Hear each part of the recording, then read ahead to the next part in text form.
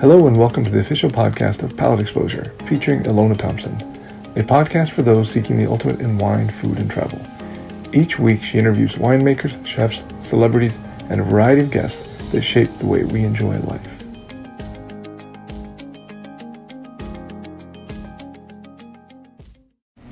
Hello, we're here in the heart of Healdsubrg in the beautiful restaurant Valette, sitting down with Dustin Valette, who started this local legend.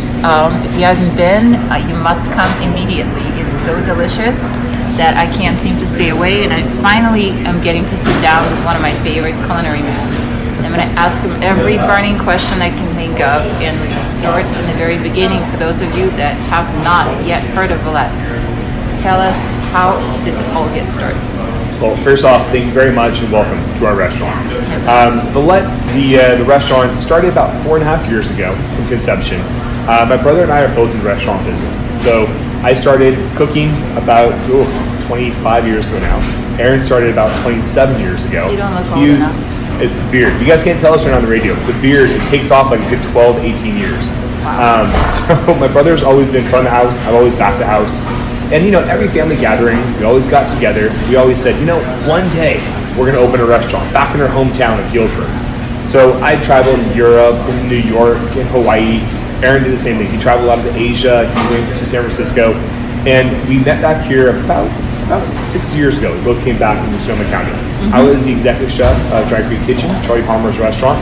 And he was the assistant general manager at Francis Ford Coppola's restaurant up in Geyserville. Mm-hmm. And we had this crazy idea, having too much wine to drink one day, and we said, let's get back. Let's go buy our great grandfather. So our great grandfather used to own this building back in the 40s, and it used to be a bakery. So let's go buy the Pay's old bake shop and let's turn it back into a restaurant. Let's do something that we always talk about. Let's do it in our hometown. Let's make it authentic and real, and let's showcase the heritage, showcase what Sonoma County is, and showcase just the artisans we have working with us and the artisans that produce the amazing products here in Sonoma County. Healdsubrg is such a hotbed of fine dining these days, and dining period. There's such an amazing array of great restaurants. So how do you stand out? How do you make it so relevant and wonderful that people really flock here? Because I know you're really busy, so I'm dying to find out why. We have a really tall ladder I stand on. It gets me like 5 feet above everyone else. We're sprayed. What we do is, honestly, we're very fortunate to work with amazing quality products, amazing vendors. My job, and pardon the French, is just not to screw up the products. If you talk to any great winemaker, you talk to William Sellum, you talk to Costa Brown, you talk to any of these great Bob Cabral, any of these amazing winemakers, and they say you start off with best quality fruit, and your job is to let the fermentation happen. Let it evolve naturally. Don't try to, add all these crazy chemicals, do this fancy technique. Just start off with the best quality grapes possible. Do the minimal interactions. Really showcase the wine itself. And here at the restaurant, we try the same thing. Really sit back and say, let's get the best quality ingredients. Let's showcase cool technique. But let's not try to add a bunch of stuff, not a bunch of sauces, add a bunch of spices. Keep it simple, keep it clean, keep it authentic, keep it real. Showcase that, diners now, they want to know where the food's from. They want to be organic, they want to be biodynamic, they want to have products that are heritage, heirloom seeds, heritage chickens. We want to do things that really showcase what, for lack of a funny term, but the bounty of Sonoma County. Showcase what we do best out here in Sonoma County, in Healdsubrg. And that's agricultural based. No, this is your home, isn't it? You're very, very attached to it. Yes. We'll flesh it out in a minute, but what is it like to have a restaurant in the community that you know so well and that knows you so well? We're very fortunate. We're, walking out of work, there'll be people who pop over and be like, hey, can I get a reservation for Friday? Or, hey, I was in there a couple nights ago and I love the new salad, or, man, I had this new piece of, the black cod. I heard that's from the local fisherman right here out by Mendocino. And it really intertwines you with the community. It really, you have a direct response of what people are looking for, what people want, what people's passions are, what the diner wants. And a big part of our restaurant really is the wineries. We have arguably, I don't want to say the world's, but I would probably go toe to toe with some of the world's best pinos out there here in Sonoma County. Russian River, Dry Creek. It's just absolutely amazing. Zinfandels are fantastic. Our Chardonnays are amazing. Our cabs out there by Knights Valley, in between here and Napa, we're starting to come up. We're starting to get pretty close. So a big part of our food really is the wine. It really is the terroir. If you look at any great winery, they really say, so much of the grape is the terroir, where it's growing. And you sit back and look at our soil, our climate. We have, I think, 37 microclimates in Sonoma County. It is amazing, the diversity. And farmers out here do the same thing as the grape growers. Farmers out here have a passion. Our peach lady, the person we buy our peaches from, she goes out there and she cuts off 90% of the peaches off the tree just to showcase the best peaches, to really intensify the flavor of the best peaches. My job is to find the best purveyors, best vendors, the most passionate artisans, and work with them. From the cook to the grape grower to the vegetable grower, it really is the quality of the product, and it's nuances, it's little things. It's making sure that when you're buying a tomato, they're not overwatering it. Making sure that they're, cutting off the green tomatoes to intensify the tomatoes themselves. We have a person that grows us tomatoes just for our restaurant. That's all she does, and you're so fortunate to have that. You seem so driven by the producers, by people that get their hands dirty and make things happen, and you basically frame it. That's exactly what we do. Our job really is to showcase the craft, to showcase the artisans we get to work with, to showcase people who have a passion. I have a passion for cooking. I have a passion for hosting people at our restaurant. I have a passion for having people come together around a table and break bread together. But it doesn't mean that I go buy my products from, China or, some frozen crap from 1,000 miles away. It's really sitting and saying, let's find a person who's an equal passion for figs, right? Let's find a person who's an equal passion for peaches. Find a person who's an equal passion for uni. And, work with a guy who goes out there and harvests his uni every day, 7 days a week, and brings us uni 7 days a week. It's finding that group of people, find the people who have the same desire to not be good, but try to be the best of what you are. Be that a grape grower or a fishmonger. It's finding the best and showcasing it. That sounds like a recipe for success. So far, it's worked. It's definitely a teachable moment. So, what's the hardest things about restaurant business in your restaurant in particular? I think the hardest part about the restaurant industry is the costs are going up. And that's probably the hardest thing we face right now is the reality of business. We're in an environment now where some businesses out there make 15-20% profit. We're fortunate if we're making a little bit of profit, we're happy. And I think the hard part is trying to have people understand that if you're basically just on price, if you go to the store and you're buying the cheapest pack of printer paper, it's different than buying the best quality product. And our restaurant, I think, is very affordable. I think, a very affordable restaurant, but our quality products we use, our vendors we use, are of the utmost, the highest quality we can possibly find. And that's always the hardest part we have in the restaurant business is trying to justify, trying to quantify, and saying, the prices we pay for our tomatoes are more than you buy from Safeway or Costco. You pay probably 50 times more than you buy for generic tomato. But there's a person who grew that from seed. There's a person out there who's cutting back the leaves in the tomato plant. There's a person who decided instead of putting grapevines in this beautiful soil, that they're actually using the tomato seeds and they're using the tomato paste. That is what their passion is. So I think for us to be able to buy that tomato is essential to our business.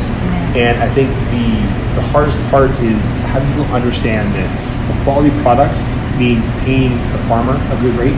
It means paying the person who's working the tomato plants a good rate. It means paying the landlord who actually owns the land, because most of our farmers aren't all able to own their own land, so they actually lease the land.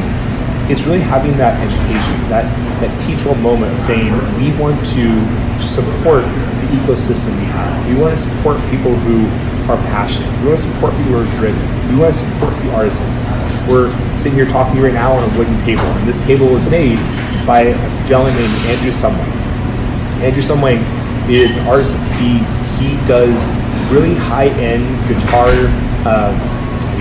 bodies maybe, guitars, very, very high end. And he does amazing work.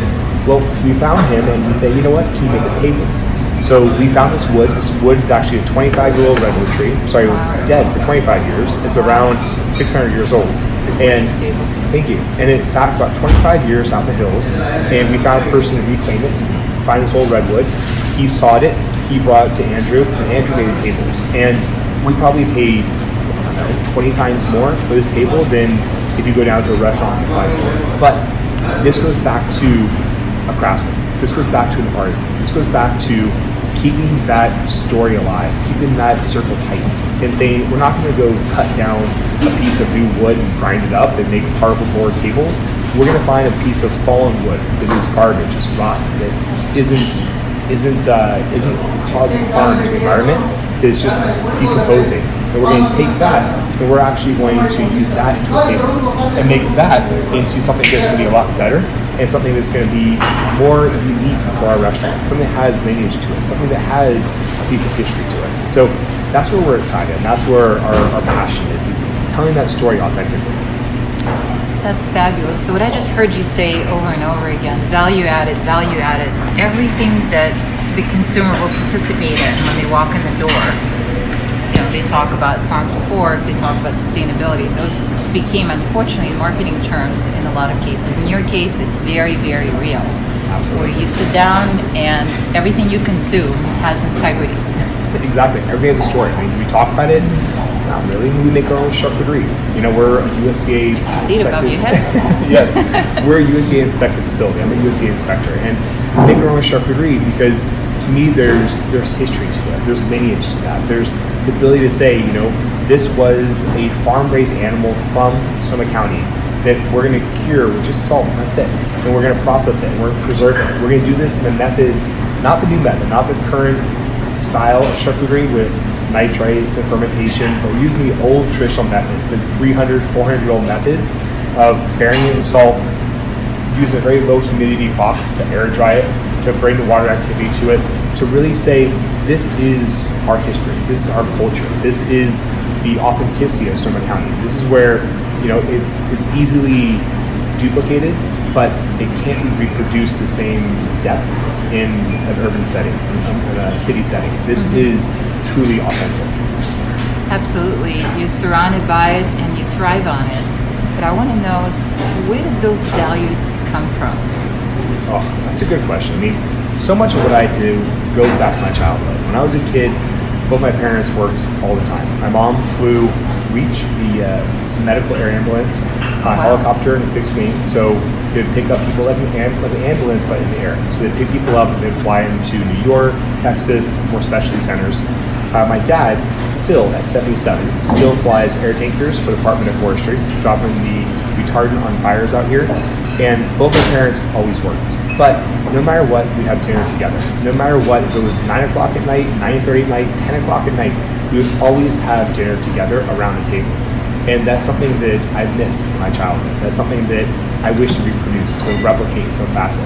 So when I was very fortunate to be able to start at a young age cooking at 13, it brought me joy. It brought me this moment of, sitting around a table and breaking bread together. And when you have dinner, you're forced to communicate with the person you're with. You're forced to have a good time. It's a glass of wine, a sparkling water, a grape juice, whatever it is, you're forced to interact with the person you're with.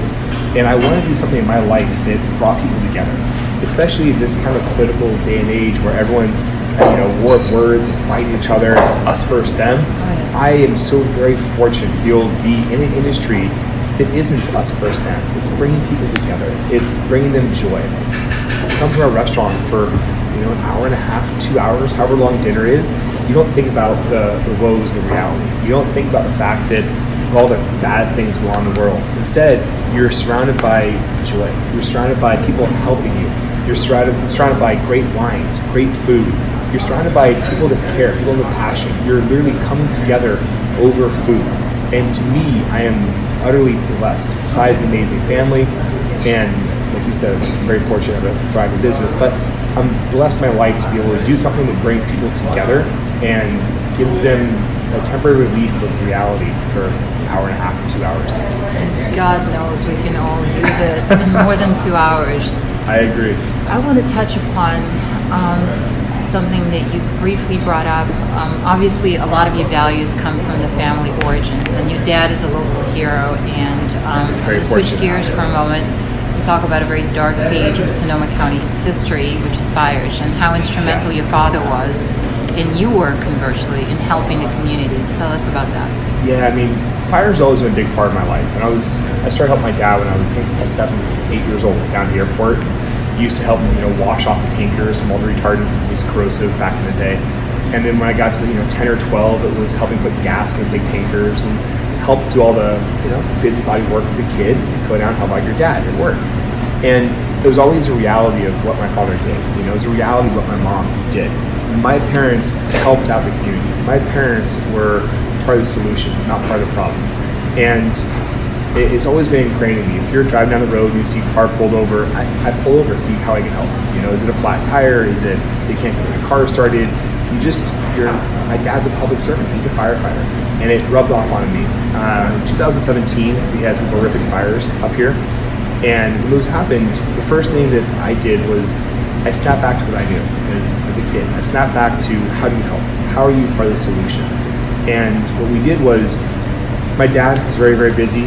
Local firefighters were very, very busy protecting lives, protecting homes. My job was to cook for these people that didn't have a hot meal. A lot of these large fire departments have all their firefighters trained because they work 24-hour shifts. So have their firefighters trained to actually cook a meal. So they're basically self-sufficient. And the thing is, that person who's cooking is a trained firefighter. A person who's cooking, really, his job is to fight fires. His job is to protect people. His job or her job is to take people out of homes, to keep people alive. And I felt like, for me, I'm not a trained firefighter. All I do is cause more harm by doing that. So I went to all the local fire departments, CAL FIRE, and CDF, and the air attack up here in Healdsubrg, and our local fire departments. And I said, guys, get your trained firefighter out of the kitchen, get him on the front lines. I'll bring you your lunch, I'll bring you your dinner, we'll take care of that. We're a bona fide restaurant, so from a legal standpoint, we're able to actually bring them food, which is a technicality that a home cook couldn't do. Wow. And we did about 400 to 500 meals a day. And it was from the hell attack to the CDF, Department of Forestry, CAL FIRE, to local fire divisions, along police departments here in the surrounding areas of Sonoma County. And it was saying, get the professional out there doing their job. Let me do the cooking. That's what I do for a living, and that's how we helped out. We did a lot of meals, and we were very, very fortunate to help out in the morale of the firefighters and the first responders, but also we were able to get them out of their kitchens, right? And it was kind of funny. I mean, the first couple of days, we closed the restaurant and we just cooked what we had in the walk-in, and we did Kobe steaks, lobsters. It was anything you had. And it was funny when we first showed up the first couple of days, these firefighters were eating, caviar and lobster and Kobe steak. It wasn't a bad meal for them. No, I remember it was quite a dark time, and the morale was probably as important as anything else, and maybe even more so, because nobody really knew how long it was going to take, and nobody really understood just the scope and the drama of it fully, but everyone was affected by it. And the fact that you not only offered a helping hand, but you were so present for your community, I think is invaluable.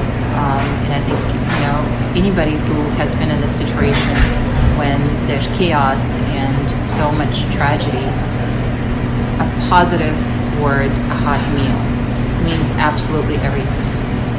Yeah, I think that's huge. And that's something that we realized when we went up there.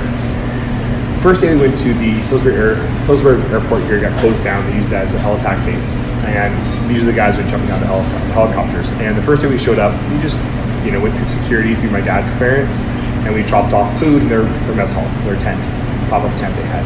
And they knew who the hell we were, and we just dropped off food. And so they got to be back tomorrow at 3:30, same time. They had an earlier than normal dinner at 3:30. So we showed up the next day at 3:30, and I pull my truck up, go through security. As I'm driving up, I should never forget seeing adult people just running to me. And, these guys were overjoyed with emotion, saying, the past 2 days we've been eating, government issued bread and government issued peanut butter. And these are people who are risking their lives. These are people who are jumping out of helicopters. These are guys who are literally jumping out of a helicopter on a rope into a burning fire with a shovel on their back. And they're taking their lives. People died in 2017. 97 people, something like that, died. These are people that are risking their lives to help people that are never before. And to see them that overwhelmed with emotion, to see them, that grateful for just bringing them hot food, it's very heartwarming. But those are the heroes. It's not me. I'm just a cook. I cook food. I bring people joy.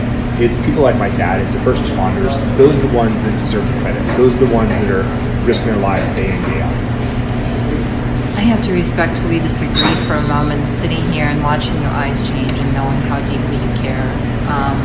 I know in the industry we have a joke, wine, food, we don't save lives. Perhaps we don't save lives directly, but people like you that give hope in the darkness and give that helping hand from the kindness of your heart, that matters, in my view, just as much. So thank you for that. Thank you. I really disagree with you on that. I just say that. No, but that's part of who you are. You're a humble being, and that's why I enjoy being around you, and actually it translates into your food, that generosity of spirit, in addition to the integrity that we talked about. And speaking of generosity, I know that you've attended and cooked at many charity events, and I'm going to make you mention a handful, because I know Naples is where I had your food last in that context, but I'm sure there's many, many more. So tell us about that. We do a lot of charity. It's our way of giving back to the community. End of the day, restaurants aren't the biggest profitable entities, and for us to pull out hard capital doesn't go quite as far as other businesses. But we can participate, we can cook, we can help facilitate, and be much more, help out a lot more these big charities. So we do stuff like Naples Food and Wine, that 3 weeks ago. I'm flying out next week to Fort Myers Food and Wine, Red, White, and Snow, and in Utah. We top to bottom. At the end of the day, we try to stay focused on Sonoma County as much as possible, but it's not just us. We're hurt. We were down there with Emma Lagasse, helping out in Louisiana. There's a lot of people out there that need, and a lot of people who I think society forgets about sometimes. And I think if everyone just did one small thing, if everybody took just a little piece of their craft and shared it, I think our world would be a much better place. And for me, I'm just fortunate that I enjoy cooking. It's what I do. It's my passion. It's what I love.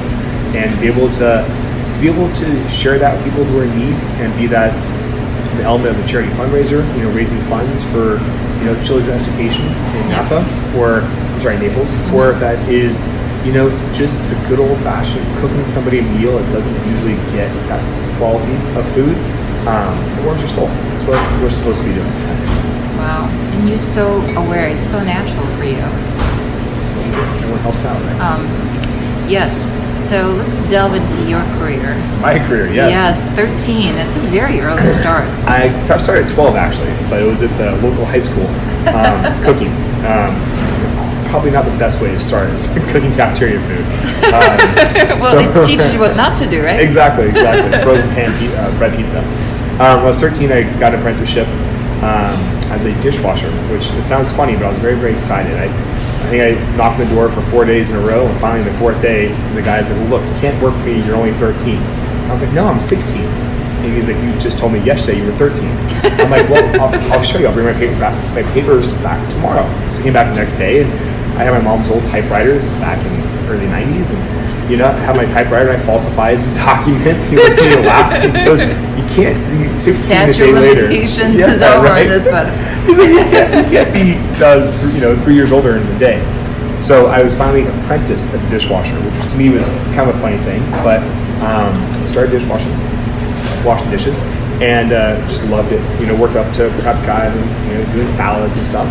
And then when I was 15, 2 years later, I went to a restaurant called Healdsubrg, and I was an apprentice there also as a line cook, and I became a hot line cook, and then pastries and everything.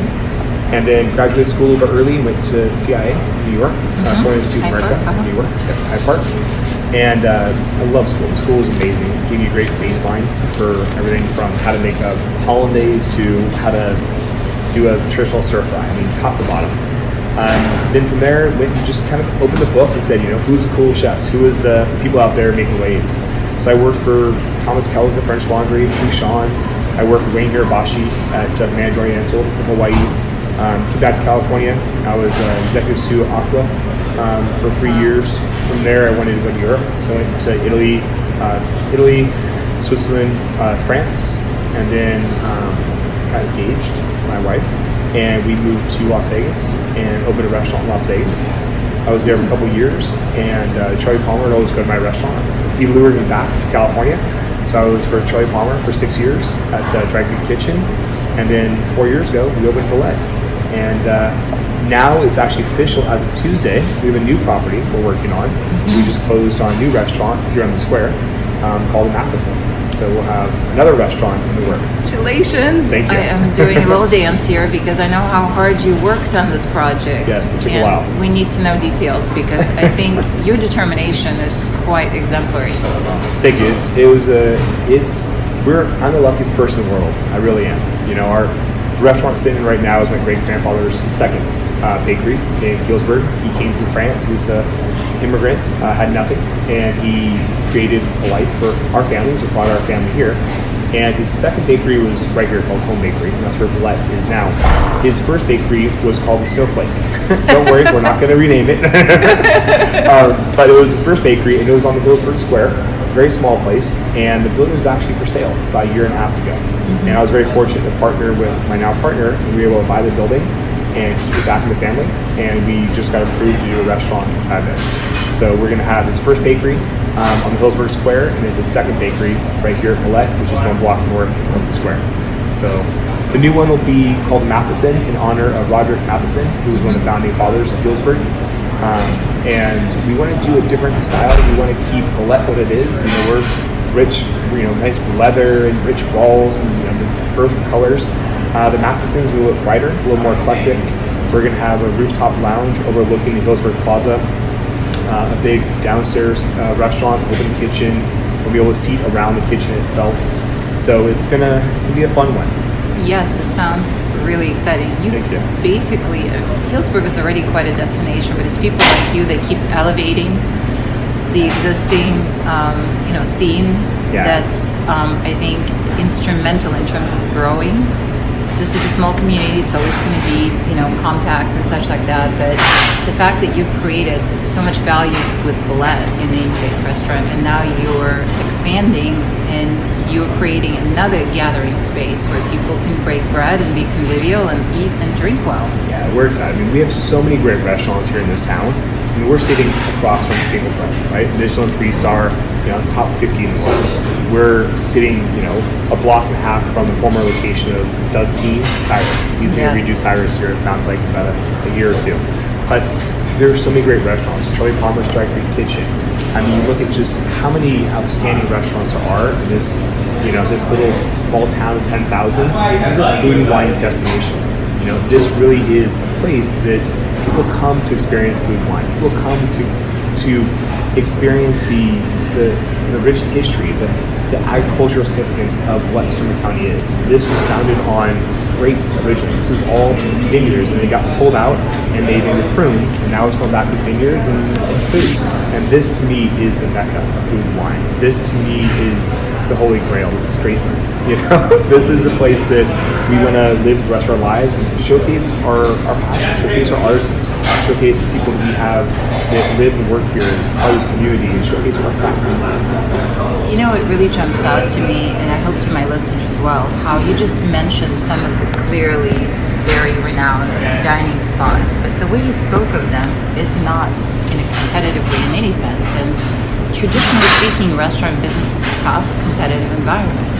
Yet you speak of them as neighbors, as friends. Well, they are. That's the best part. Is I can't tell you how many times I've borrowed stuff from Kyle, the chef Single Thread, or he's borrowed things from me. Or when they were building their restaurant, they used our kitchen to, do their demo cooking in. And how many times I've gone to, Scotty from Dry Creek Kitchen and say, hey, can I borrow this? Or Shane from Chalkboard, like, oh man, I'm out of parchment paper. And you share things back and forth. We're here for a common cause. This isn't competition. This is us jealous of each other. This is us pushing each other. This is us trying to outcook the other guy, and it's us, really, it's a great rivalry, I am so excited. When Singapore got their third Michelin star, I was so overjoyed because here's a person with pure passion. Here's a person, Kyle, that's just dedicated to do the best of the best.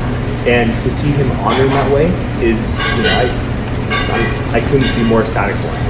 For us to be able to all work together for a common cause, for us to all work together to be a better town, a better community, a better place for visitors to come and check out and see what we do here. A better place for people to, go out to a restaurant and say, if we have extra scallops, somebody runs out of scallops, like I'm gonna let them borrow our scallops because we're all here for the same reason. It's not competition. We're pushing each other to try to be better. Healthy competition.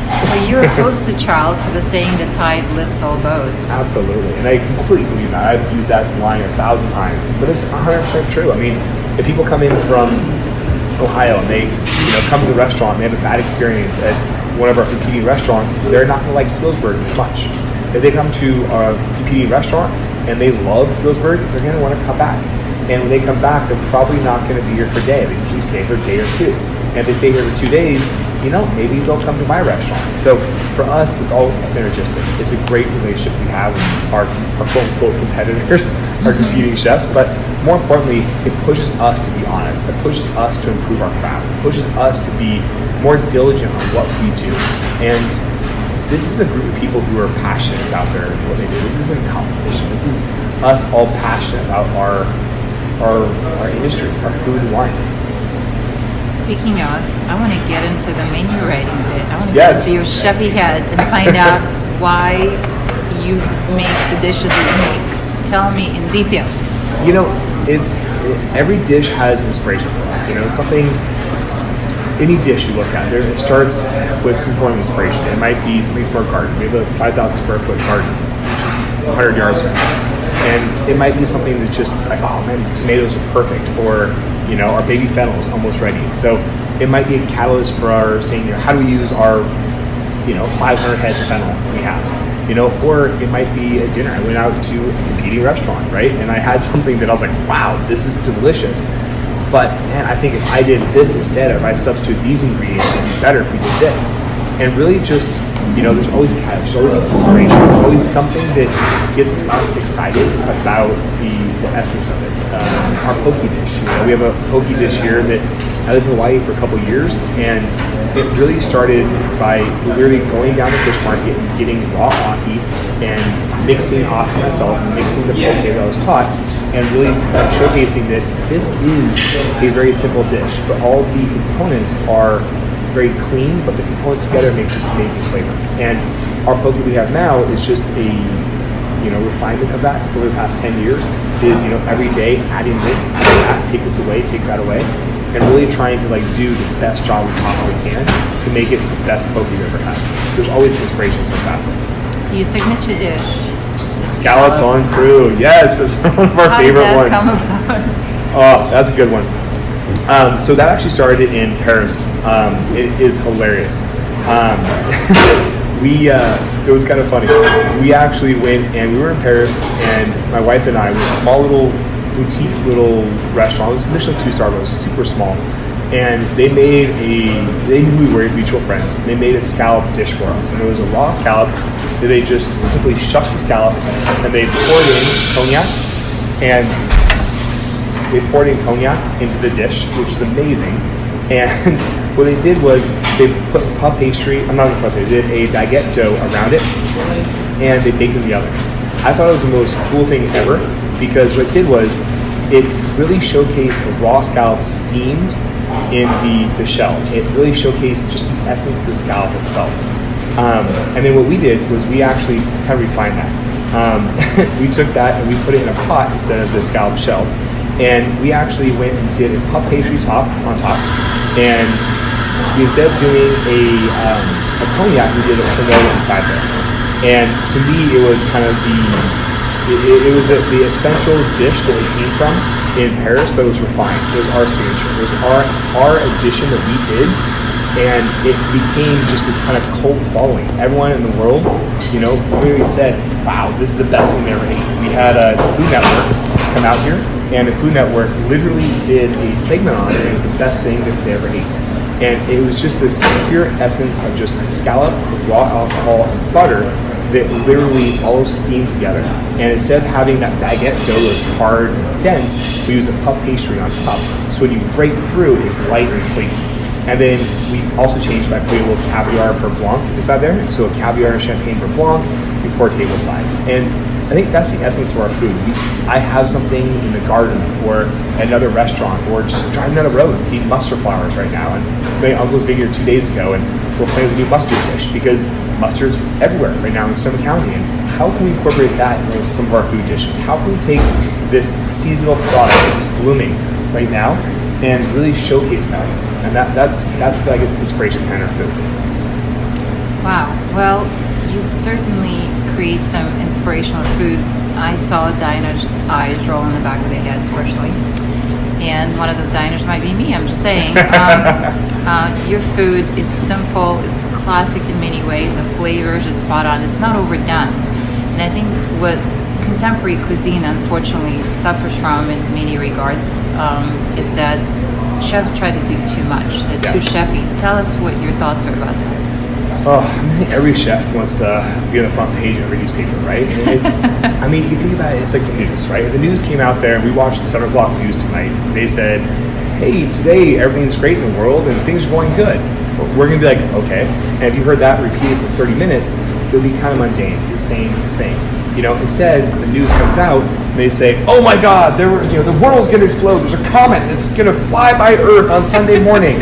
And you read a little closer, and like, well, it's going to be the same distance as the moon, and there's really no chance it's going to happen. But that front page, that first snapshot is, we're going to die on Sunday. And I think, chefs, we want to have the front page. We want to be the, whoa, look what I'm doing. I'm doing, chicken sashimi at Berkeley, the restaurant in Berkeley did chicken sashimi, right? Raw chicken sliced. And I don't know if I really want to do that. Yeah, it's a little funky, a little crazy. But they want the publicity. They want the front page. They want the shock and awe. And I think my humble thing is like, well, let's not forget who we are. Let's forget what our jobs are. I'm not an entertainer. I'm not a comedian. I don't have a microphone and a stage. I'm a chef. I'm a cook. I take something that we grew or someone grew for us. We cook it. We add other things to it. We add acids. We add texture to it. I'm not magicians. I'm not a freaking heart surgeon. At the end of the day, my job is just to make flavors that taste good. Maybe look kind of cool on a plate. And I'm a wrangler to get people together. My job is to find people who all grow as best quality products. Have John Stillers just walk by. One of our best servers who's so much more knowledge than anybody out there. It's getting us all together. This crazy group all together and really showcasing what passion is, showcasing what our industry is, our craft of cooking food. So, I think that ours is just, we have our own style. Our style is let the food stand for itself. Let us showcase what a great quality product can be and not add too much stuff to it. These are all very healthy, timeless values that I truly appreciate, and that leads me to the question of what do you wish for the next generation of chefs? When I took classes at the CA, just for my personal enjoyment, I noticed that there's a lot of young people that in a seminar setting were asking questions of their potential mentors, and a lot of it had to do with how do they become famous? How do they be exactly what you described, that rock star status? And I'm afraid they might be in for a rude awakening. So what advice would you give to the young generation of chefs? I think one of the favorite things for me is, if you want it, let it happen naturally.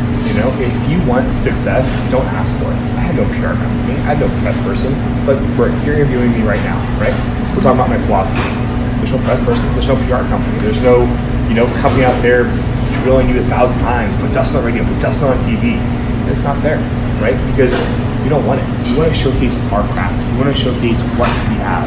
And if you're true, if you're authentic, if you're passionate about what you do, people will notice, And I think now, the younger generation is just being bombarded with, go on the Food Network, have your own show, be successful, be a TV personality. And there's nothing wrong with that.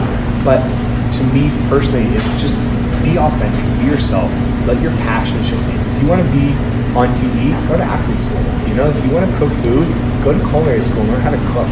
End of the day, I have these people that apply for us and they say, oh, you know, look, you know, I was on TV, or I was featured on this magazine. And I'm like, cool, you know, cook me something. And they don't know how to cook. They don't know how to cook. They just know how to act. And that's fantastic if you're an actor. But at the end of the day, what I do is I'm an artisan. I'm a craftsman. You know, I have a trade. I'm a tradesman. I took something that is, you know, a piece of steak, a dead cow, and we added stuff to it. We did technique to it to make that a cooked product, to make it better, make it taste better, make it edible for consumption. So again, my only suggestion I have for the younger generation is be true to yourself and understand what you're getting into. This is not a celebrity chef, you know, TV thing. If you want to be a celebrity chef, you want to be a TV personality, go to acting school. That's where you start for that. If you want to have a restaurant that cooks product that feeds people, that is true and authentic, then open a restaurant. You know, do something, learn your craft, work for masters in the industry, work for people that you respect. I will never forget the first dinner I had at French Laundry. I was a kid. I was, I think, 16 or something like that, right? Wow. And I remember walked in there in my jeans and a dirty shirt, no reservation, and you know, here's Thomas Keller. They weren't as famous yet. They were just starting, and you know, like here he is going, all right, well, we'll try to figure something out. You know, we sat and had dinner, my dad and I, on the way back from Sacramento, and I was just blown away by that. And that, to me, he was the first, I guess maybe mentor of mine, who said, you know, here's my craft, here's what I do, and if you like it, great. If you don't, great. But he's a great example to me of a person who is driven, who's passionate, whose job it is to make a product better, to enhance the quality of the product by cooking, by acidification, or by technique. But that to me is a true artisan, a true craftsman. That's really fantastic. You should run the world, by the way. Everything you say is correct. It is a lot of work. But you just, everything I'm hearing from you is so right on the spot that, yeah, it makes me think that this should be mandatory listening. Not because of my podcast, I'm just saying people need to know.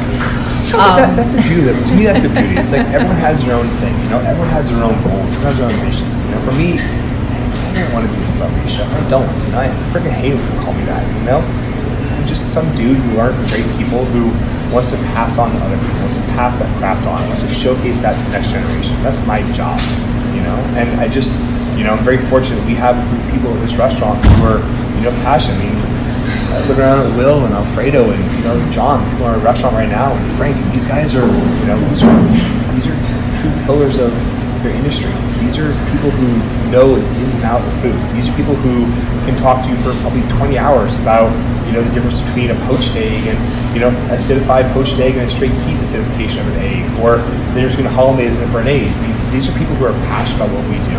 We are artists. We're craft makers. And we're in this for the right reason. What's the most challenging thing for you to cook? Oh, that's a good one. I don't know. I haven't found it yet. No, I mean, it depends. Like, I don't know. I mean, I don't think anything's hard to cook. It's like making great wine. You know, if you start with great quality ingredient, then your job is to just not screw it up. You know, and I think the hardest thing to cook is when you get something that's subpar, something that isn't as good as it should be. You know, we're not talking about rotten. We're just talking about something that, you know, maybe the pears are a little bit too green. You know, what do you do with the pear? It's not quite right. You know, that's probably the hardest thing to cook is get something that isn't as peak and how to showcase it to its best of your ability. That's the hardest part. And sometimes, you know, we get tomatoes that aren't quite right. You know, or we had a big frost this year, right? 2018, we had probably, I don't know, maybe 200 pounds of tomatoes out there, and we had a frost. So all of a sudden, our tomatoes all started dying. And we sat there and said, okay, we had probably, you know, 1,800 pounds of tomatoes that summer, but we had a couple hundred pounds out there. Should we just throw them away? I don't really like wasting food, you know? So the hardest thing I had to do was, what do I do with this product that is not at its peak? So what we did was we took the tomatoes, picked them green, right? We pickled them off, and we made pickled green tomato, not fried pickled green tomatoes, but pickled green tomato mustard, right? And we would think about it, different concept. wouldn't make sense. But until you start like playing with it, you start understanding that there's great acid, there's great tannins, there's great bitter nuances to these tomatoes. Once you pickle them and cut that back, but you gotta do something to match that. And that's where we come up with this mustard concept. We use that for our charcuterie here at the restaurant. And it's fantastic. But that's probably the hardest thing I do is you get something that isn't the best quality, not saying it's bad or off, but it's just not at its peak. How do you showcase that to make it as good as a perfect ripe tomato? I have a million questions in my mind about repurposing food. It's a whole other podcast, but for now, I'm going to ask you about a question that I've been staring at besides your beautiful face and those wine bottles behind the bar. Yes. You mentioned that you're surrounded by wealth in Sonoma County. You know, I don't even think they make bad wine. I think that we're drinking so well here, it's kind of scary. How do you choose? Oh, that's hard. That's for my brother. Aaron Garazini is my brother and business partner. He runs the entire wine program. He has the horrible job of drinking amazing wines and getting a pick what goes on the list. We have about 120 different wines on the list right now. And the way we do it is we always go to Arista Winery, for example. And we go to Arista and we say, we want what you are most excited about. We want what you think is the best. And then we taste their 3 top recommendations, and we pick what makes the most sense for our program here. But we always start off by saying, what are you most proud of? It's like when we go to a new farmer comes up and they say, oh, you should buy products from us. So sure, what are you most proud of? What makes you most excited? What is your passion? What do you want? Do you want to grow onions, or do you want to grow carrots? Do you want to grow melons, or do you want to grow potatoes? Right? And whatever they're most passionate about is usually their best quality product. With wineries, you go to the winery, you say, what are you the most passionate about? What are you most excited about?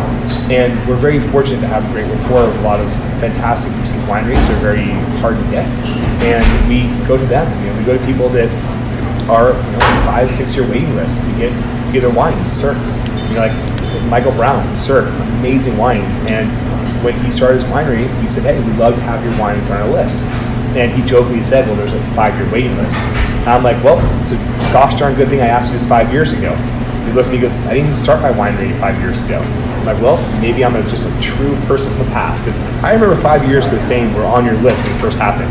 And we laughed and we chuckled, and he goes, fine. He goes, what do you want me to bring? I was like, whatever you're most excited about. And we tasted a Pinot that it was a Treehouse Pinot in 2013.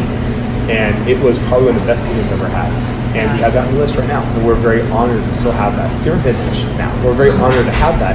And really say, we want somebody who is passionate about what they do. Be that a server, a cook, a grape grower, a carrot grower, a farmer who farms us our heritage pigs. We want somebody who's passionate about what they do, and we want to showcase that product. Well, there you have it. There's going to be another discussion about Matheson, yes, about absolutely. Food sustainability, about repurposing, and more. We have to get more out of you. You haven't told us all your secrets yet. So that is to be continued. Meanwhile, my heartfelt thanks to Dustin Valette. It's been a pleasure. Thank you. I appreciate it. Thanks again for tuning in to the official podcast of Palate Exposure featuring Ilona Thompson. We'll see you again next week.